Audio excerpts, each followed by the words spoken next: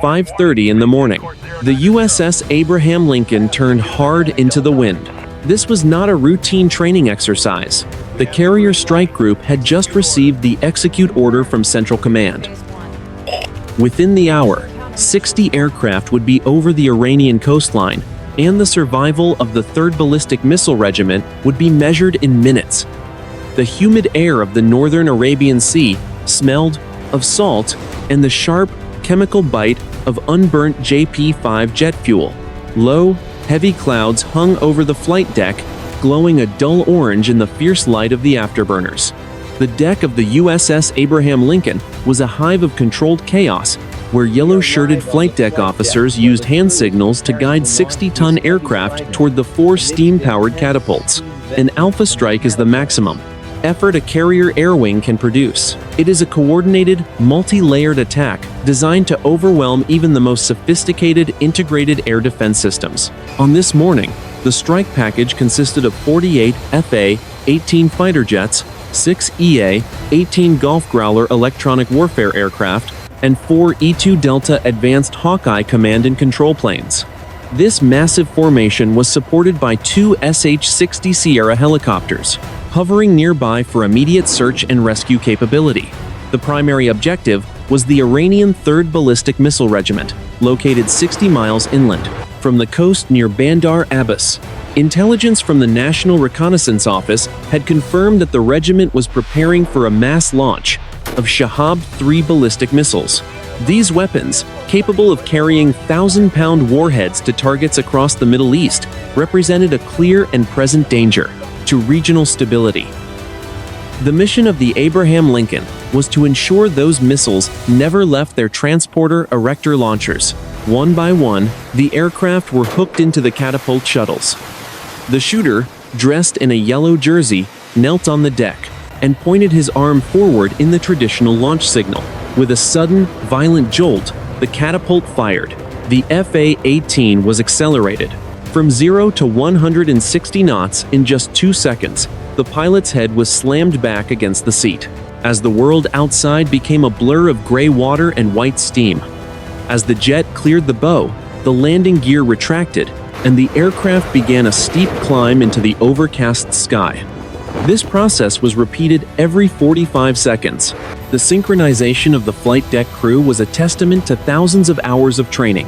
Each sailor knew that a single mistake could lead to a catastrophic deck fire or a lost aircraft. Despite the immense pressure, the movement was fluid and professional. Above the carrier, the E-2 Delta Advanced Hawkeye began its orbit at 25,000 feet. Its massive rotating radar dome scanned the horizon for hundreds of miles, tracking every movement in the air and on the sea. The air tactical controllers inside the plane began to organize the growing swarm of friendly aircraft into their designated strike groups. Each pilot received a digital data link update showing the positions of their wingmen and the projected location of enemy radar sites. The EA-18 Golf Growlers were the next to launch. These specialized aircraft carried high-powered jamming pods designed to blind the Iranian radar networks. Without them, the strike fighters would be vulnerable to the HQ-9 surface-to-air missiles, protecting the target area. The Growlers would be the first to cross the coastline, creating a corridor of electronic silence for the rest of the force to exploit. As the sun began to peek over the horizon, the final fighter cleared the deck. The USS Abraham Lincoln leveled its course, its mission of launching the strike complete. Now, the focus shifted to the Combat Information Center, deep within the ship. There, the commanding officer and his staff watched the blue icons on the digital map move steadily toward the Iranian coast. The quiet professionalism of the crew masked the underlying tension. They knew that the next 90 minutes would determine the outcome of a conflict, months in the making. The strike package was now at 10,000 feet above the Arabian Sea, flying in a tight formation at 450 knots. The pilots performed final checks on their weapons systems, ensuring the AIM-120 air-to-air missiles and the 1,000-pound laser-guided bombs were ready for employment. Below them, the water was a dark, restless expanse, showing no sign of the violence that was about to unfold. The mission had begun, 5:45 in the morning. The Combat Direction Center, deep within the USS Abraham Lincoln, was bathed in a dim, spectral blue light. While the strike package roared northward toward the Iranian coastline, the strategic reality of the mission was being managed by dozens of officers staring at glowing tactical displays. The decision to launch an alpha strike was the culmination of 72 hours of escalating tension and a direct response to a red line violation that had been clearly communicated to the regional leadership weeks prior. The 3rd Ballistic Missile Regiment was the primary instrument of that violation. Based out of a hardened subterranean facility carved into the rugged limestone hills north of Bandar Abbas, the regiment was not a stationary target. It was a mobile, lethal entity comprised of 36 Transporter Erector Launchers, or TELs. These heavy, multi-wheeled vehicles could move through the mountain passes under the cover of darkness, erect their missiles in minutes, and disappear back into the caves before a satellite could confirm their position. Intelligence gathered by the National Reconnaissance Office and intercepted signals from the National Security Agency had indicated a massive surge in activity within the garrison. The Shahab-3 missiles, with a range of over 1,200 miles, were being fueled. This process, involving highly corrosive and volatile liquid propellants, was a clear signature of an imminent launch. For the United States Navy and Central Command, waiting for the missiles to leave the rails was not an option. A mass launch of 36 ballistic missiles would overwhelm the Aegis missile defense systems of the Carrier Strike Group, potentially putting thousands of American sailors at risk. The strategic objective of the strike was total neutralization. This meant not only destroying the missiles themselves, but also the command and control infrastructure, the fueling stations, and the specialized transport vehicles. To achieve this, the 7th Fleet had coordinated a layered attack. The FA-18 Echo Foxtrot Super Hornets were divided into 3 waves. The first wave carried AGM-88 HARM missiles to destroy the HQ-9 and S-300 surface-to-air missile batteries that formed a protective ring around the base. The second wave was armed with Joint Standoff Weapons, or JSOWs, designed to glide from 40 miles away and punch through the hardened hangar doors of the limestone caves. The final wave carried 2,000-pound GBU-31 bunker busters for the subterranean command bunkers. The tactical challenge was the terrain. The hills of southern Iran are a labyrinth of deep ravines and sharp ridges, providing natural radar masking for the defenders. The E-2 Delta Advanced Hawkeye, orbiting high over the Gulf, had to use its advanced processing power to filter out ground clutter and track any mobile targets attempting to flee the garrison. The air smelled of ozone and recycled oxygen inside the Hawkeye, where the mission commanders worked frantically to update the target list for the incoming fighters. Every move was monitored by the Joint Chiefs of Staff in Washington and the Indo-Pacific Command in Hawaii. This was a surgical application of power, designed to be so swift and so overwhelming that it would prevent a wider regional war by removing the enemy's most dangerous offensive tool in a single blow. The professional focus of the United States Navy was absolute. In the briefing rooms, there was no talk of politics, only of fuel states, intercept vectors, and weapon release points.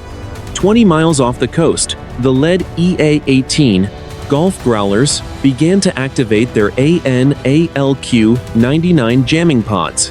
On the radar screens of the Iranian air defense operators, the clear picture of the sky suddenly dissolved into a chaotic mess of electronic noise and ghost targets. The electronic shroud had been thrown over the battlefield. The Alpha Strike was no longer a theoretical plan. It was a physical force of 60 aircraft screaming through the pre-dawn light, minutes away from the first exchange of fire. The mission was not without risk. The 3rd Ballistic Missile Regiment was defended by the elite units of the Islamic Revolutionary Guard Corps. They were well equipped with Russian-made radar systems and shoulder-fired missiles. The pilots of the Abraham Lincoln knew that the moment they crossed the coastline, the sky would come alive with fire. But as the first rays of the sun hit the cockpits of the Super Hornets, reflecting off the visors of the pilots, the resolve was clear. They were the hammer, and the regiment was the anvil. 30,000 feet above the dark expanse of the Arabian Sea, the air was thin and freezing, reaching temperatures of -40 degrees. Inside the pressurized cockpits of the 48 FA-18 Super Hornets, the pilots were encased in a world of glowing green multifunction displays and the rhythmic, mechanical hiss of their oxygen regulators. This was the assembly of the Alpha Strike, a massive aerial armada that stretched for 5 miles across the sky, divided into specialized sections, each with a singular, lethal purpose. The lead element, known as the Iron Hand, consisted of 8 FA-18 fighters, configured for the suppression of enemy air defenses. These aircraft were the tip of the spear. Each one carried 2 AGM-88 HARM missiles on its underwing hardpoints. These high-speed anti-radiation missiles were designed to home in on the electronic emissions of enemy radar sites traveling at over 2,000 miles per hour. If an Iranian radar operator turned on his system to track the strike, the HARM would detect the signal and follow it directly to the source, destroying the radar dish and the crew operating it. Flying alongside the Iron Hand were the 6 EA-18 Golf Growlers. These aircraft were the most sophisticated electronic warfare platforms in the world. Instead of heavy bombs, their wings were loaded with AN/AL-Q99 tactical jamming pods and high-bandwidth receivers. The Growlers were responsible for the electronic shroud. By flooding the airwaves with powerful, targeted noise, they could blind the Iranian HQ-9 and S-300 missile systems, making the entire Alpha Strike invisible or appearing as hundreds of false targets on enemy screens. Inside the rear seat of each Growler, an electronic warfare officer worked a complex array of controls, sculpting the jamming signals to protect the strike package without interfering with friendly communications. Behind the electronic screen came the heavy hitters, 24 FA-18 Echo Super Hornets dedicated to the primary strike. These aircraft were heavily laden, their engines straining under the weight of Joint Standoff Weapons and GBU-31 bunker busters. The Joint Standoff Weapon, or JSOW, was a sleek, unpowered glide bomb with folding wings. It could be released from 40 miles away, using GPS and inertial guidance to navigate silently toward its target. This standoff capability allowed the pilots to destroy the missile launchers of the 3rd Ballistic Missile Regiment without ever flying directly into the heart of the enemy's short-range anti-aircraft fire. The final layer of the formation was the Combat Air Patrol, comprised of 12 FA-18 Foxtrot Super Hornets. These aircraft were the Guardians, flying at higher altitudes and carrying a full load of AIM-120 advanced medium-range air-to-air missiles and AIM-9X Sidewinders. Their mission was to provide a clean sky for the strike. Should any Iranian MiG-29 or 4 Phantom fighters attempt to intercept the formation, the Combat Air Patrol would engage them miles before they could reach the vulnerable strike aircraft. Every pilot in the formation had performed the fence-in check as they crossed the transition point between the sea and the coastal mountains. This procedure involved activating all combat systems, arming the ejection seats, and switching the radar to combat modes. The smell of recycled air and the faint scent of rubber from the flight suits filled the cockpits. Despite the immense power of the 60 aircraft, there was a profound sense of isolation for each pilot, alone in a small bubble of glass and steel, hurtling through the sky at 8 miles per minute. The E-2 Delta Advanced Hawkeye, orbiting further south, maintained the digital link that held the entire strike together. Through the Link 16 data system, every aircraft in the package could see what the Hawkeye saw. A pilot in the back of the formation could see an enemy radar pop up on his screen, even if his own sensors hadn't detected it yet. This shared situational awareness was the greatest advantage of the United States Navy. It turned 60 individual aircraft into a single, massive organism with 1,000 eyes and a dozen heavy fists. As the first light of the sun began to illuminate the rugged, brown ridges of the Iranian coastline, the strike leader, call sign Raven 1, checked his tactical clock. They were exactly 4 minutes from the first release point. The coordination of the Alpha strike was a masterpiece of military timing. The jamming had to start exactly as the HARM missiles reached their targets, and the glide bombs had to arrive just as the enemy's air defenses were at their most confused. The hum of the twin 404 engines was the only sound in the cockpits, a constant, reassuring vibration through the pilots' seats.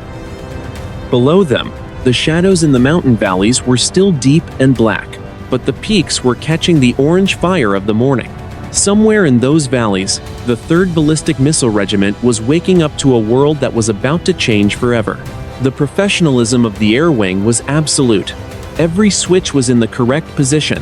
Every weapon was green, and every pilot was focused on the coordinates punched into their mission computers. 6 in the morning. The Iranian coastline. The lead element of the Alpha strike crossed the jagged limestone cliffs of the coast, transitioning from the open Arabian Sea into the complex, high-threat radar environment of the Zagros Mountains. This was the moment of maximum vulnerability. As the 60 aircraft moved inland, they left the safety of the open water and entered a landscape specifically designed to hide the teeth of the 3rd Ballistic Missile Regiment. Inside the cockpits, the pilots practiced absolute radio silence. This was emission control, or EMCON Delta. To an outside observer, the strike package was a ghost. Every non-essential transmitter was switched off. The only communication was the silent, high-speed pulse of the Link 16 data link, which shared target coordinates and threat locations across the entire formation in milliseconds. The pilots communicated through digital chits on their screens, a silent conversation held at 500 miles per hour. Providing the shroud for this ingress were the 6 EA-18 Golf Growlers. They had moved into their designated jamming orbits 5 miles on either side of the main strike corridor. Their ANALQ-99 pods were now emitting a concentrated blanket of electronic noise across the S-band and X-band frequencies used by Iranian early warning radars. To the radar operators on the ground near Bandar Abbas, their screens did not show 60 American aircraft. Instead, they saw a flickering wall of static, as if the very air had become opaque to their sensors. The air at 25,000 feet was thin and freezing, but the sun was now high enough to cast long, dramatic shadows across the brown and ochre ridges of the mountains. Below the formation, a thick layer of morning mist clung to the valley floors, providing a natural layer of camouflage for the mobile missile launchers hidden below. The pilots could see the sharp peaks of the mountains rising through the mist like islands in a white sea.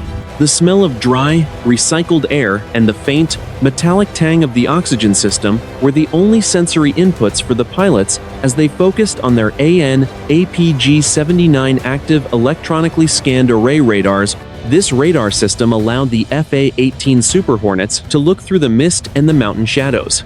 Using a mode called synthetic aperture radar mapping, the jets bounced radar pulses off the ground and processed the returns into a high-resolution image that looked like a black-and-white photograph. On the screens of the lead strike aircraft, the sprawling complex of the 3rd Ballistic Missile Regiment began to emerge from the digital noise. They could see the reinforced concrete pads, the dark mouths of the limestone caves, and the geometric shapes of the fueling trucks parked near the tunnel entrances. The tactical plan for the ingress relied on terrain masking. The strike leader, callsign Raven 1, led the formation through a specific mountain pass that blocked the line of sight from the primary Iranian surface-to-air missile site at Kuhay-Genu.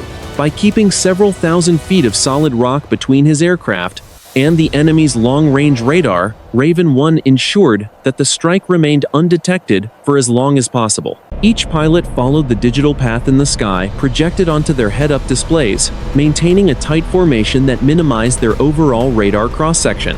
The tension in the cockpits was palpable but disciplined. Sweat began to bead on the foreheads of the pilots beneath their carbon fiber helmets. They were now 40 miles from the target. At this range, the HQ-9 and S-300 missile systems were at their most lethal. The shroud provided by the Growlers was effective, but it was not a magic cloak. If a single Iranian operator managed to burn through the jamming, Or, if a mobile radar unit was activated in an unexpected location, the sky would instantly fill with supersonic interceptors. Every pilot's thumb hovered near the flare and chaff dispense button on their throttles. They were prepared for the chirp of a radar warning receiver that would signal an incoming missile. The professionalism of the United States Navy was on full display in this silent, high-speed approach. There were no wasted movements, no unnecessary chatter. They were a singular machine of 60 parts, moving with a shared purpose toward a target that had no idea they were there. As they cleared the final ridge before the target valley, Raven 1 saw the first sign of the enemy. A faint, white trail of smoke rose from a valley 10 miles to the north. It wasn't a missile launch, it was the exhaust from a heavy diesel engine. The 3rd Ballistic Missile Regiment was moving its transporter erector launchers out of the caves and onto the firing pads. They were preparing for their own strike. The timing was perfect. In 90 seconds, the silent ingress would end, and the hammer would begin its descent. 6:02 in the morning. Latitude 27 degrees, 12 minutes north. Longitude 56 degrees, 19 minutes east. The silence of the ingress was shattered. Despite the powerful electronic shroud provided by the EA-18 Gulf Growlers, the Iranian air defense network near the peak of Kuwait achieved a momentary burn-through. A specialized high-frequency engagement radar, optimized for detecting stealthy targets, found a gap in the noise. On the head-up displays of the lead iron hand section, the green circle of a radar warning receiver flashed a violent red. The shroud had been pierced. The Iranian battery, an HQ-9 surface-to-air missile system, was no longer just searching. It was tracking. This was the moment. The mission transitioned from a stealthy approach to a kinetic confrontation. The air inside the cockpits felt suddenly heavy, the pilots' hearts racing as the high-pitched, rhythmic warble of a missile lock filled their helmets. The Iranian battery commander at the Genu site did not hesitate. He had been trained for this specific scenario. He authorized the launch sequence, and the electronic heart of the battery sent a command to the vertical launch canisters. The trigger was squeezed. A single HQ-9 missile shrieked off its launch rail, a massive white column of fire punching backward into the dry mountain soil. The missile, 20 feet of high explosive fury, accelerated to Mach 4 in seconds, trailing a dense white plume that cut across the orange morning sky like a scar. The heat from the rocket motor was so intense it scorched the earth for 50 feet around the launcher, sending a cloud of dust and grit swirling into the air. 2 miles above the valley floor, the missile's proximity fuse sensed the metal mass of the wingman's FA-18. The warhead detonated in a brilliant, terrifying white flash. 180 pounds of high-explosive fragmentation shredded the air. A cloud of jagged steel pellets tore through the sky, punching dozens of holes through the vertical stabilizer and the right wing flap of the American fighter. The aircraft shuddered violently. The pilot's head snapped to the side by the force of the blast as the master caution lights illuminated the entire cockpit in yellow. The pilot of the damaged jet, call sign Stinger 2, reacted with the practiced muscle memory of 1,000 simulator hours. He kicked the rudder hard left and slammed the throttles into full afterburner, dumping a string of magnesium flares that burned like miniature suns behind his tail. Simultaneously, the lead pilot of the iron hand section rolled his aircraft inverted, diving toward the radar source. He depressed the red button on his joystick, and 2 AGM-88 HARM missiles detached from his wings. The missiles ignited instantly, their rocket motors roaring as they followed the invisible electronic trail of the Iranian radar directly back to its source. The impact was absolute. The first HARM missile punched straight through the center of the rotating radar dish, its kinetic energy carrying it deep into the command van parked beneath. A split second later, the 200-pound warhead detonated, turning the entire electronic suite into a mangled heap of burning silicon and steel. The second missile followed the first, driving into the heart of the generator truck. A massive fireball erupted, fueled by hundreds of gallons of diesel, bleaching the valley walls white for a fraction of a second. Black smoke boiled out of the wreckage of the radar site, rising in a thick, greasy column that could be seen for 20 miles. The high-pitched warble in the American pilots' helmets died instantly. replaced by a sudden, eerie silence on the tactical frequency. The Iranian radar operators who had survived the blast scrambled from the burning vans, but their system was dead. The eyes of the HQ-9 battery had been gouged out. Stinger 2 checked his flight controls. Despite the holes in the tail, the aircraft was stable. The twin-engine design of the Super Hornet had saved him. The fragmentation had missed the critical fuel lines and the engines. Lead. Stinger 2 is operational. I've got holes in the skin, but she's still flying, he reported, his voice tight but controlled. The strike leader, Raven 1, glanced at his tactical map. The first obstacle had been cleared, but the smoke from the radar site was now a beacon for every other defender in the region.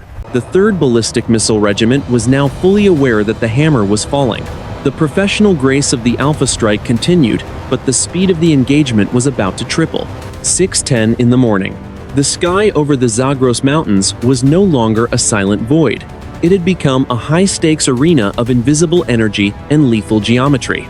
Following the destruction of the Genu radar site, the Alpha strike shifted from a cautious ingress into a systematic dismantling of the Iranian integrated air defense system. This phase, known as the suppression of enemy air defenses, was the surgical preparation required before the heavy ordnance could be dropped on the 3rd Ballistic Missile Regiment. The 6 EA-18 Golf Growlers, orbiting at 28,000 feet, intensified their electronic attack. Each aircraft's ALQ-99 jamming pods were now operating at maximum power, focusing narrow beams of high-energy noise onto the remaining S-300 and HQ-9 radar sites located around the perimeter of the missile garrison. This was not a broad blanket of noise, but a sophisticated digital suffocation. The electronic warfare officers in the back seats of the Growlers monitored the frequency spectrum, identifying the specific hopping patterns of the Iranian radars and matching them with counterpulses that effectively erased the American strike package from the enemy's tactical picture. Despite the electronic onslaught, the defenders were not finished. Realizing their long-range surveillance was failing, the Iranian commanders activated their short-range, mobile radar units. These were the blinking tactics. A radar would turn on for 5 seconds, attempt to gain a lock, and then shut down and move to a new position to avoid a counterstrike. On the digital maps of the E-2 Delta Advanced Hawkeye, these pop-up threats appeared as momentary red diamonds. Magnum, Magnum, Magnum. The radio crackled with the brevity code for an anti-radiation missile launch. In the Iron Hand section, 4 FA-18 fighters executed a coordinated pincer maneuver. As the Iranian mobile radars blinked on, the American pilots were already nose down, diving into the engagement zones. They launched a total of 16 AGM-88 HARM missiles in less than 2 minutes. These missiles did not need a constant radar lock to find their targets. They were equipped with an internal global positioning system and a memory circuit that allowed them to fly to the last known coordinates of a radar even after it had been switched off. The results were catastrophic for the Iranian air defense network. At a position near latitude 27 degrees, 15 minutes north, and longitude 56 degrees, 22 minutes east, a mobile HQ-9 launcher was caught in the middle of a displacement. The HARM missile, traveling at 3 times the speed of sound, punched through the roof of the command vehicle, detonating its 60-pound warhead inside the cramped electronics bay. The vehicle erupted in a geyser of white-hot magnesium and burning hydraulic fluid, the shockwave flipping the nearby missile canisters onto their sides. 3 miles to the east, another S-300 battery attempted to engage the incoming strike with a manual optical backup, but the Growlers were now jamming the radio links between the launchers and the command center. The Iranian missiles sat idle on their rails, their internal computers unable to receive the fire command through the wall of electronic noise. Within seconds, 2 more HARM missiles arrived, turning the radar arrays into shredded piles of aluminum and copper wire. The air over the target valley was thick with the smell of ozone and the heavy, lingering scent of burnt solid rocket propellant. The shroud provided by the United States Navy was now absolute. Of the 8 primary radar sites protecting the 3rd Ballistic Missile Regiment, 6 had been confirmed destroyed, and the remaining 2 were being suppressed by the Growlers. The corridor was open. The strike leader, Raven 1, watched the battle unfold on his tactical display. The precision of the SAOD effort was a testament to the integrated training of the carrier air wing. Every missile launch had been synchronized with the electronic jamming, ensuring that the enemy was blind and deaf at the exact moment the hammer was being raised. There was no triumphalism in the cockpits. The pilots remained focused on their fuel states and the remaining threats. They knew that while the eyes of the enemy were gone, the teeth, the ballistic missiles themselves, were still very much alive and preparing to launch. All Stinger units, the corridor is green. Raven 1 signaled via the data link. Execute primary strike. 30 seconds to weapon release. The heavy-laden FA-18 Echo Super Hornets, carrying the Joint Standoff weapons and the 2,000-pound bunker busters, began their final acceleration. They moved at 550 knots, their silver wings glinting in the morning sun as they lined up on the coordinates of the limestone caves and the concrete firing pads. The mission was moving into its most critical phase. The air defenses had been suppressed. Now, the objective had to be obliterated. 6:15 in the morning. The target valley near Bandar Abbas, the heavy strike element of the Alpha Strike, 24 FA-18 Echo Super Hornets from the Abraham Lincoln, reached their designated weapon release points at latitude 27 degrees 14 minutes north, longitude 56 degrees 18 minutes east. The mission had moved from the suppression of defenses to the surgical destruction of the 3rd Ballistic Missile Regiment. Below the formation, the valley floor was crowded with the target. 36 Transporter Erector Launchers, or TELs, each carrying a Shahab-3 ballistic missile. The Iranian crews had realized too late that their radar umbrella had been shredded. They were frantically attempting to move the massive, multi-wheeled vehicles back into the safety of the limestone caves. But the liquid fuel, volatile and heavy, made the missiles top-heavy and slow to maneuver. The air in the valley was thick with the roar of diesel engines and the desperate shouts of officers. The trigger was squeezed. From the underwing pylons of the lead strike section, the first wave of 48 Joint Standoff Weapons, or JSOWs, was released. These 2,000-pound glide bombs detached with a mechanical thud, their wings snapping open as they began their silent, computer-guided descent from 25,000 feet. 3 seconds later, the second wave followed. 12 GBU, 31 bunker busters. Heavy, steel-cased munitions designed to punch through 20 feet of reinforced concrete before detonating.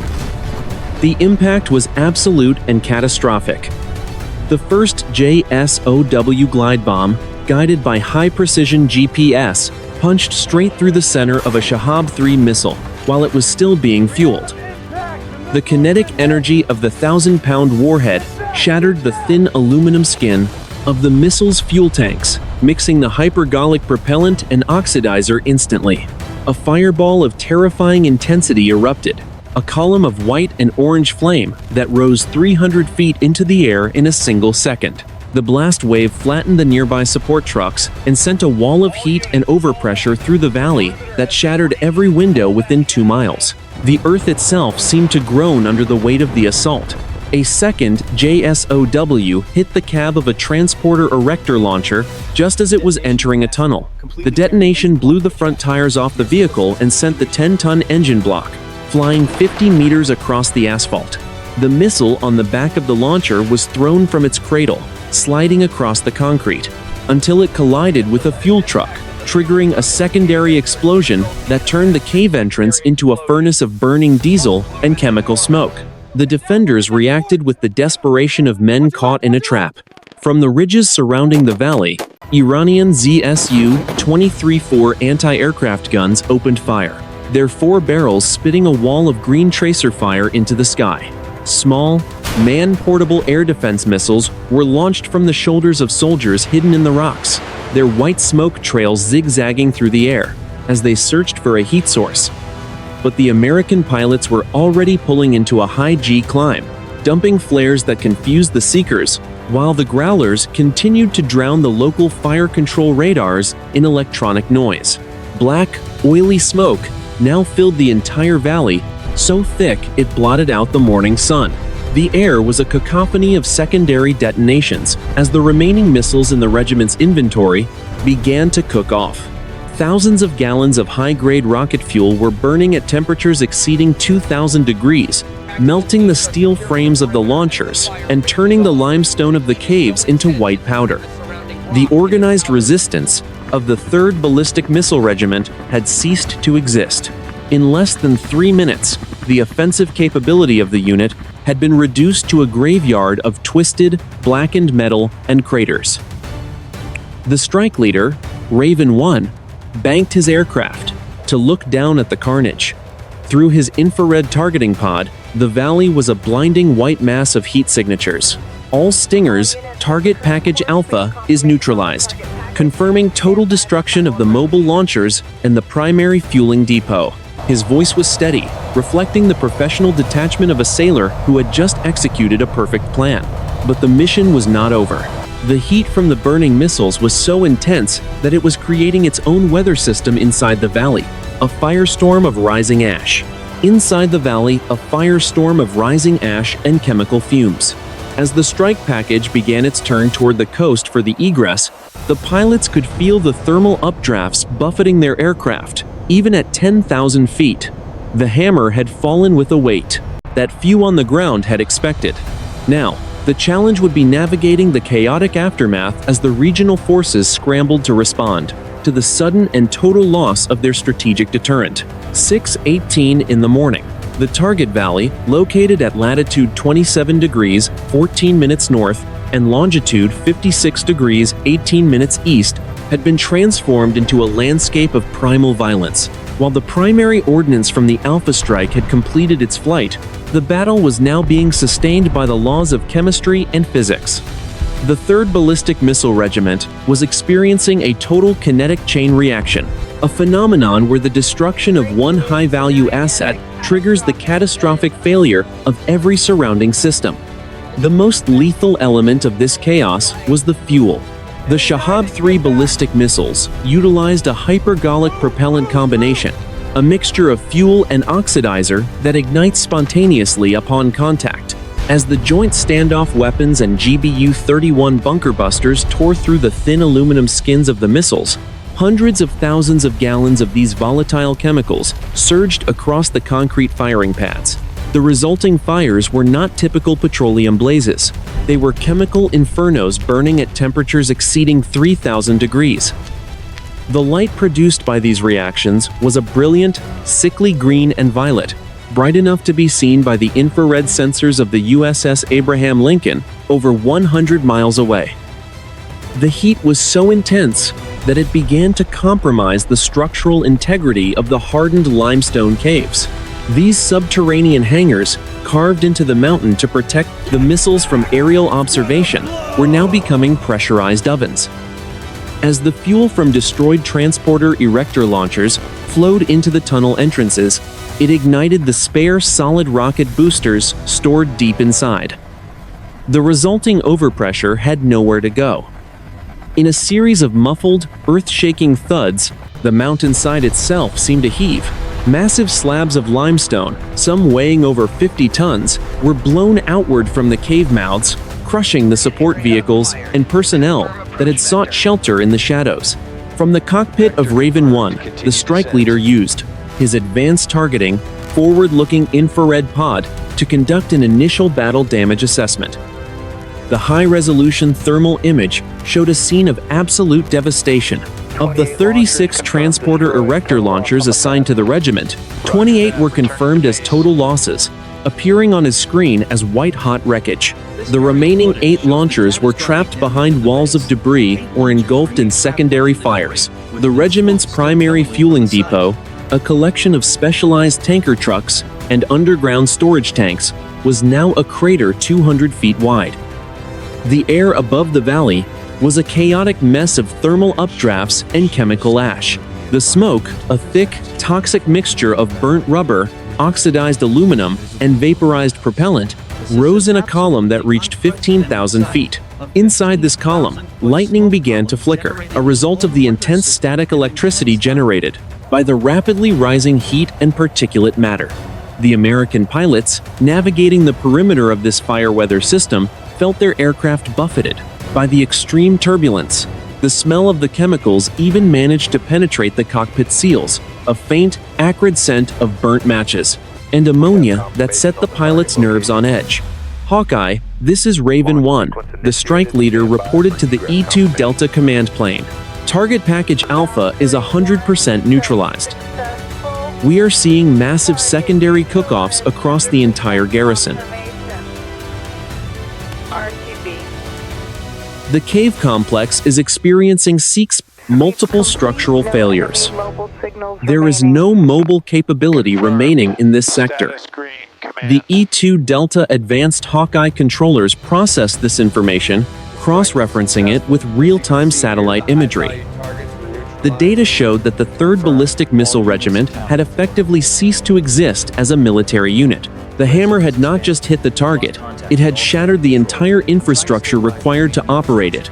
The loss of the command and control vehicles, the specialized technicians, and the fueling equipment meant that even if a single missile had survived, it was now a useless piece of metal.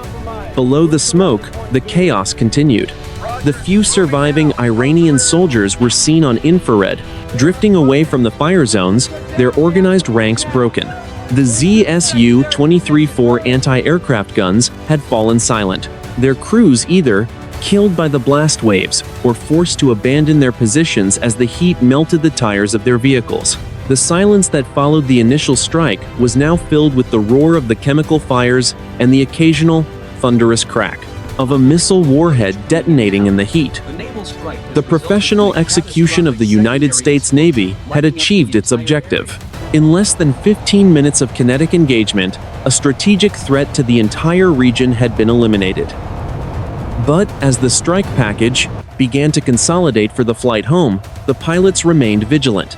They were moving out of the kill box, but they were still in hostile territory. The secondary explosions were a signal of victory, but the black smoke rising behind them was a reminder of the raw, unforgiving power they had just unleashed. 6:25 in the morning, the Persian Gulf. While the Alpha strike was consolidating its formation over the burning Zagros Mountains, the Iranian military launched a desperate, asymmetric counterattack against the outer screen of the Abraham Lincoln Carrier Strike Group. The destruction of the 3rd Ballistic Missile Regiment had triggered a pre-planned vengeance protocol. Coastal defense batteries and swarms of fast attack craft were ordered to engage any American surface vessel within reach of the Iranian shoreline. The primary target was the USS Mason, a destroyer DDG-87 operating as the shotgun or primary air defense escort 30 miles south of the carrier. The air over the Gulf was thick with the gray haze of morning and the sharp, metallic smell of the sea. Suddenly, the silence of the ship's Combat Information Center was broken by the sharp, rhythmic chirping of the AN/SPY-6 radar system. 2 high-speed contacts had just popped up from behind the island of Keshem, traveling at Mach 0.9 just 20 feet above the water. Vampire, vampire, vampire. The tactical action officer called out, using the brevity code for an incoming anti-ship missile. The Iranian batteries had launched 2 Noor cruise missiles. These weapons, based on older Chinese designs, were sea skimmers, hiding in the radar clutter of the wave tops to avoid detection. On the bridge of the USS Mason, the commanding officer felt the deck shudder as the ship's automated defense systems took control. The Mark 41 vertical launch system on the foredeck erupted, with a thunderous roar and a cloud of white-hot exhaust that scorched the gray paint of the hull. 2 evolved Sea Sparrow missiles blasted into the sky. The engagement was over in seconds. The first Sea Sparrow intercepted the lead Iranian missile 5 miles from the ship. The resulting explosion was a brilliant orange sphere of fire that sent fragments of the cruise missile skipping across the surface of the water like stones. The second Noor missile was engaged by the rolling airframe missile launcher mounted on the aft of the destroyer. The smaller, faster missile spiraled through the air, its infrared seeker locking onto the heat of the Iranian turbojet engine. The impact was a direct hit, vaporizing the cruise missile's warhead in a spray of white water and burning fuel just 2,000 yards from the USS Mason. But the missile attack was only the first wave. From the hidden coves and civilian fishing ports along the coast, 30 fast attack craft belonging to the Revolutionary Guard Navy surged into the open water. These were small, fiberglass-hulled boats capable of speeds over 50 knots, armed with heavy machine guns and unguided rocket launchers. They moved in a swarm formation, attempting to overwhelm the destroyer's sensors by attacking from multiple directions simultaneously. The USS Mason increased speed to 30 knots, her 4 gas turbine engines screaming as she carved a massive white wake through the dark green water. The smell of burning diesel and hot metal filled the air on the weather decks. The ship's 5-inch Mark 45 main gun began to bark, sending 70-pound high-explosive shells screaming toward the lead boats. Each detonation sent a pillar of water 50 feet into the air, the shock waves flipping the smaller vessels or shredding their hulls with shrapnel.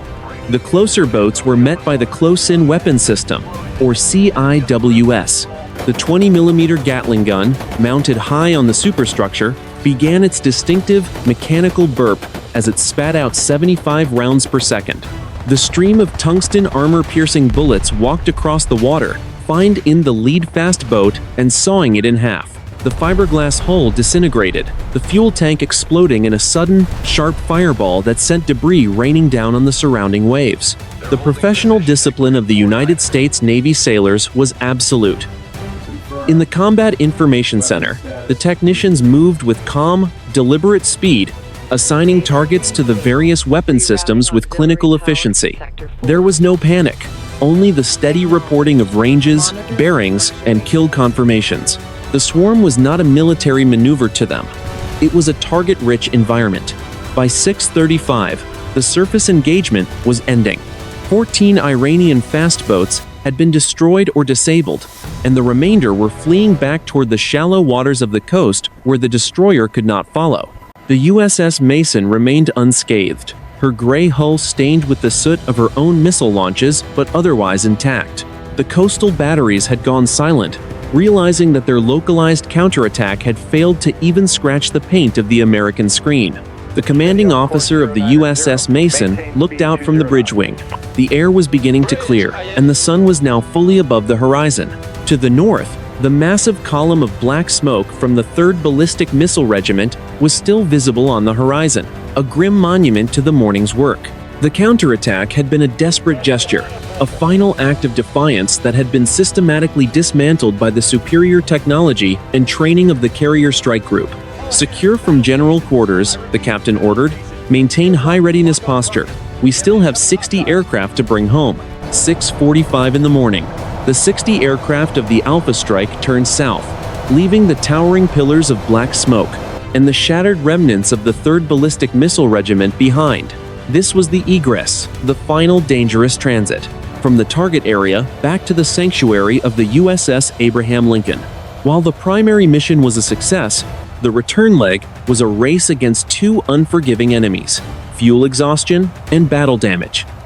The formation was no longer the tight, geometric masterpiece that had crossed the coast 40 minutes earlier. The strike package was now divided into several sections based on their fuel state. Several FA-18 Super Hornets were approaching bingo fuel, the absolute minimum required to reach the carrier, with a small reserve for landing attempts. In the cockpits, the pilots monitored their digital fuel gauges with intense focus, calculating the rate of consumption against the distance to the carrier. The air remained freezing at 20,000 feet, and the constant, low-frequency hum of the engines was the only sound in the pilots' ears as they scanned the horizon for any final threats. The most critical concern was Stinger II, the FA-18 that had been damaged by the HQ-9 missile. During the initial suppression of defenses, the aircraft was trailing a faint, intermittent wisp of white vapor from its right wing, hydraulic fluid leaking from a severed line. The pilot, his hands steady on the stick, had to use constant left pressure to keep the nose level. His wingman flew less than 20 feet away, visually inspecting the damage. Stinger 2. You've got significant skin peeling on the vertical stabilizer and a slow leak from the flap actuator. the wingman reported. "But the engines look clean. You're holding steady." As the formation crossed the coastline and moved back over the open water of the Arabian Sea, the E-2 Delta Advanced Hawkeye controllers began the complex task of deconflicting the airspace around the carrier. 60 aircraft could not land at once. The Hawkeye established the Marshall Stack, a vertical ladder of aircraft circling at different altitudes 10 miles behind the ship.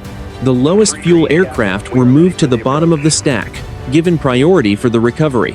On the flight deck of the USS Abraham Lincoln, the ballet had begun. The catapults were now silent, and the deck was being respotted. Yellow-shirted aircraft handlers moved with practiced speed, using small tractors to clear the landing area, known as the crooked deck. The smell of burnt rubber and salt spray was thick in the air.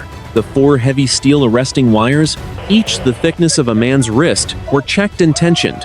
These wires were the only thing that could stop a 60,000-pound aircraft traveling at 150 miles per hour in less than 300 feet. The first aircraft to approach was Stinger II. Because of his damage, the LSO, or Landing Signal Officer, cleared the deck for an immediate emergency recovery. The pilot lined up 3 miles behind the ship, his eyes locked on the meatball, the stabilized optical landing system that indicated his glide slope. The Super Hornet approached the stern of the carrier, its tailhook lowered and its engines roaring at high power. The trap was violent. The tailhook snagged the number 3 wire, and the aircraft was jerked to a halt with a force of 4 Gs. The pilot was thrown forward against his harness, his vision blurring for a split second as the aircraft slammed onto the non-skid surface of the deck. Following procedure, he shoved the throttles to full afterburner the moment he touched down, an insurance policy in case the wire snapped or the hook missed.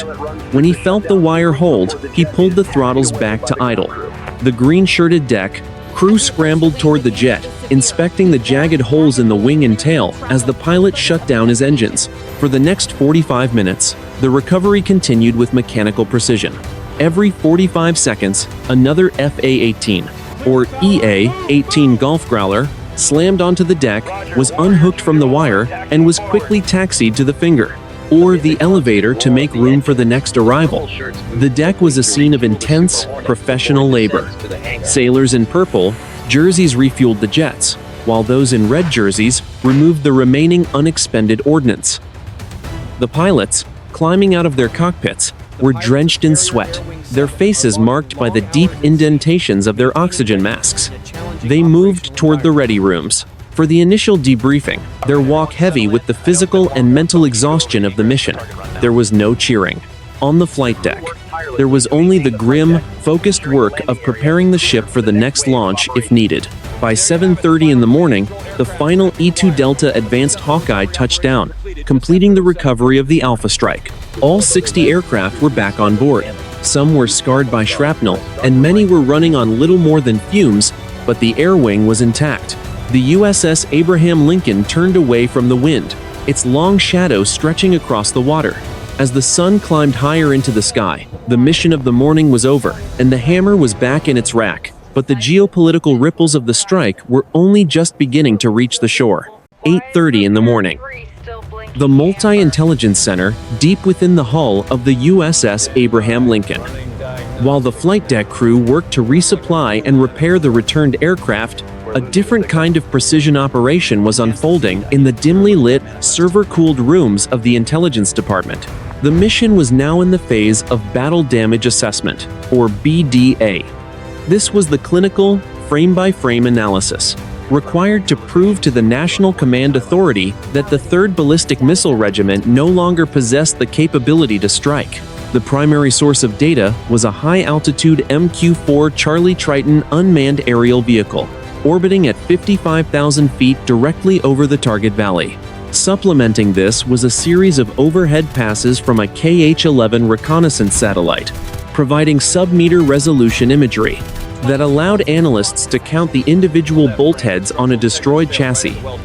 On the glowing blue screens of the Intelligence Center, the before and after images were displayed side by side. The before image showed an active military garrison, 36 transporter erector launchers, neatly aligned or moving toward the caves, hundreds of support vehicles, and the geometric precision of the fueling depots. The after image was a chaotic smudge of scorched earth, twisted metal, and collapsed limestone. The lead intelligence officer, a commander with 15 years of experience in imagery analysis, used a digital stylus to circle the targets. Confirming primary objective neutralized, he stated for the record. His voice was flat and professional. "We have a count of 28 transporter erector launchers, destroyed in the open on the firing pads. Thermal signatures confirm the internal combustion of the solid rocket motors and hypergolic fuel loads. These units are Cat Kill's total structural losses." He shifted the view to the mouth of the primary limestone cave complex. The GBU-31 bunker busters achieved 100% penetration on the command and control bunkers. We see significant structural collapse at the northern and eastern tunnel entrances. Based on the secondary explosion signatures and the subsequent landslides, the remaining 8 transporter erector launchers are confirmed as buried or crushed within the mountain. No mobile assets are observed exiting the complex. The numbers were staggering. In a single Alpha strike lasting less than 20 minutes, the United States Navy had eliminated an entire strategic regiment. The report listed the destruction of 36 ballistic missiles, 142 support vehicles, and the total loss of the primary regional fueling depot. The air defense network in the sector was also categorized as non-operational, with 6 high-value radar sites and 14 surface-to-air missile launchers destroyed by the Iron Hand and Growler sections. Enemy personnel casualties were estimated at 420 killed or seriously injured, primarily located within the fueling zones and the subterranean command centers during the initial blast waves. Despite the intensity of the strike, the analysts noted that the collateral damage to the nearby civilian village of Genu was 0. The precision of the joint standoff weapons had kept the kinetic effects contained within the military valley, a testament to the accuracy of the targeting data.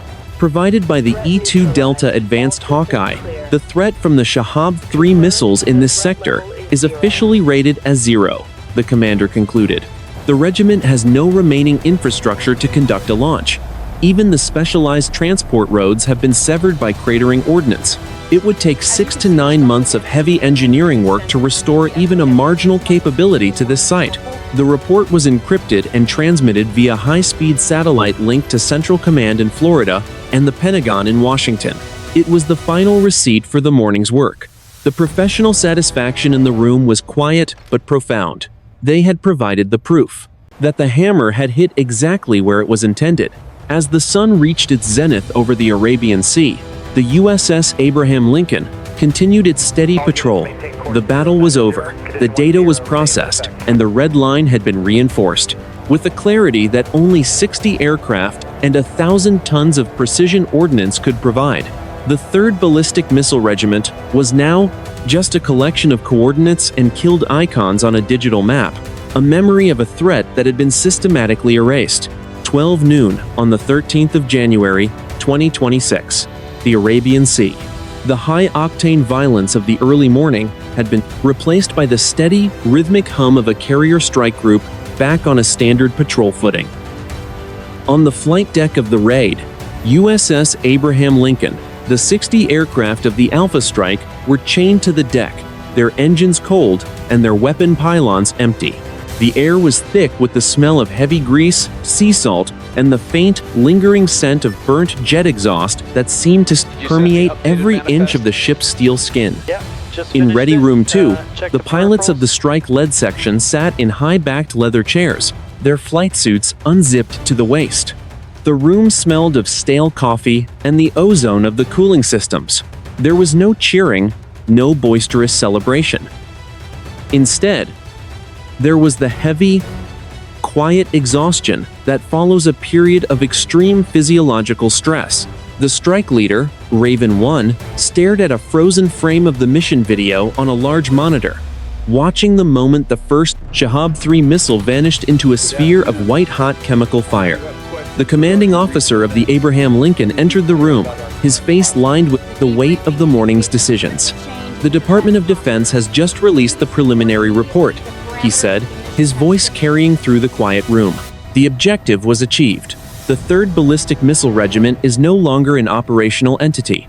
Because of your professionalism, the Strait of Hormuz remains open, and the threat of a mass ballistic launch against our regional partners has been eliminated. He paused, looking at the pilot of Stinger 2, who was still sipping a bottle of water, his hands finally still. The cost of the operation was 1 damaged FA-18 Super Hornet and 2,000 rounds of CIWS ammunition expended by the USS Mason. We have 0 casualties among the Air Wing and the Strike Group. On the other side, the estimate remains at over 400 personnel killed in action. We acknowledge that cost with the gravity it deserves. We do not celebrate the loss of life, but we take pride in the fact that we prevented a much larger conflict. On the hangar deck, below, the maintenance crews were already at work. The damage to Stinger 2 was being repaired with surgical precision.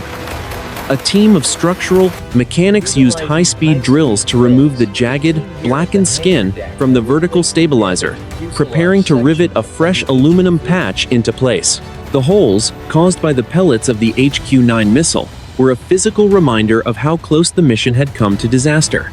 The sailors moved with a quiet, efficient speed, their movements a testament to the thousands of hours of training that make United States Navy a world-class fighting force. The strategic shift in the region was immediate and profound. With the destruction of the 3rd Ballistic Missile Regiment, the balance of terror had been reset. The intelligence reports coming in from Pacific Command and Central Command indicated that the remaining Iranian units were moving away from the coast, their offensive posture shattered by the overwhelming speed and lethality of the Alpha Strike. The red line had been held, not with words, but with the kinetic application of carrier-based air power. As the sun began its slow descent toward the western horizon, the USS Abraham Lincoln turned back into the wind for a routine evening launch of 2 combat air patrol fighters. The catapults hissed with steam once again, a sound that had become the heartbeat of the ship. The carrier strike group would remain on station, a silent, gray sentinel in the dark waters of the Gulf.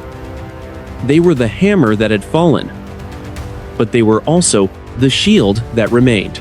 The mission of the morning was now a matter of historical record, a series of coordinates and strike videos that would be analyzed by military academies for decades. But for the sailors and pilots of the Abraham Lincoln, it was simply another day of service. The professional focus remained absolute. The next watch was already beginning. The next set of eyes was already scanning the radar screens, and the next flight of fighters was already moving toward the catapults. The peace of the region was preserved not by the absence of force, but by the disciplined, ready presence of those willing to use it. The ocean was a deep, dark blue, reflecting the first stars of the evening. The wake of the carrier stretched for miles behind it, a white line on the surface of the world that eventually faded into the vast, unforgiving expanse of the sea. The mission was complete. The threat was gone. The watch continued.